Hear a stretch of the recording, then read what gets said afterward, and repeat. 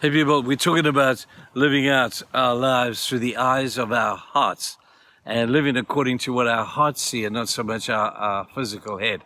Now, I want to take you one step further in talking about we have nothing to lose.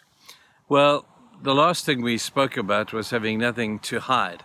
That's a great place to be, the joy and the blessedness that comes from that. But out of having nothing to hide, it also is logical to assume that we now have nothing to lose. We have nothing to lose. Pride says, don't do that because you'll lose something. Pride says, don't do that because you'll lose credibility or you lose popularity. But as believers, we need to live with an attitude of nothing but nothing to lose. Now, I say that because the opposite is also true. There is stuff we have to lose in order to follow our Christian faith. We have to lose our sin, first of all. And you know where that happens. That happens when you get to the cross, you see Christ for who he is, and you respond to the beautiful act of mercy and grace that he showed to us, and he takes our sin from us. We have to lose that sin. We then have to lose the burden that came with that sin, the guilt that came with that sin. We have to get rid of the guilt because we live with this guilt. We've given it to Jesus, and Jesus is saying to you, hey people, how come you're still walking with guilt? I took your sin. I took your guilt as well. And when you don't let me take your guilt from you, and in fact, you're minimizing the impact of the cross. I didn't die just for your sin. Jesus says, I died for your guilt and your shame as well. That's incredible, isn't it? Can you imagine for a moment walking in the freedom of that? Walking in the freedom of not just of sin, and knowing that my sin is forgiven, and okay, I'm going to go to heaven one day. But while we're here on this planet Earth, to have no guilt, Jesus says, I've taken that. I took it when I took your sin. To have no shame and embarrassment, because Jesus said, I took that too.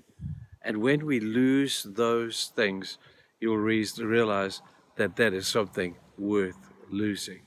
I think too of what David said. And David's such a great example of all of this because he's so open. He's just such an honest person. And he tells it as it is.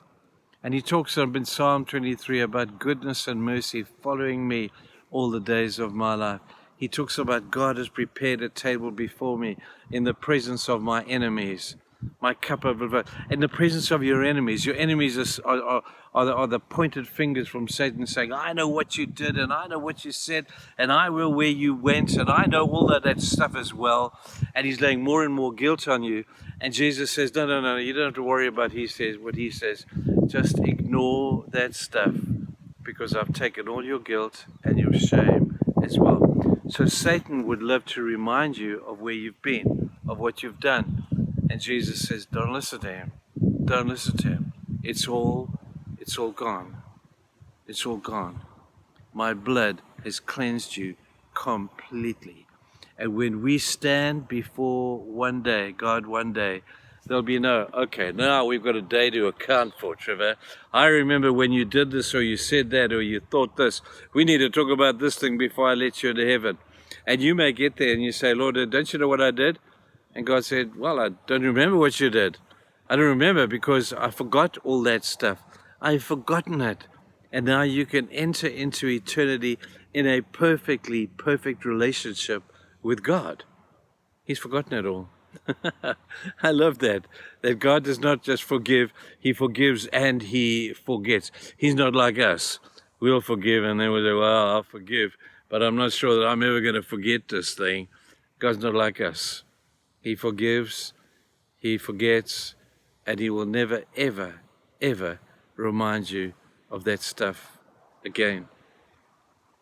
To walk with that peace is just remarkable. No matter what you've done, you need to lose the guilt and the shame because they tow in the wake of your sin. Get rid of the lot. Now again, I want to personalize this with you. I've done a bit of that this last week, haven't we? Are you walking in that freedom? I really hope so, man.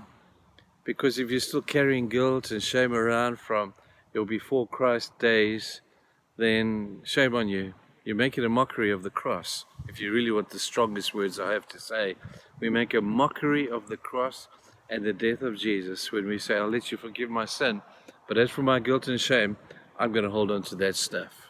Don't do it. Let it go. Walk in freedom. Once it's confessed, it's gone. I mean, it's gone.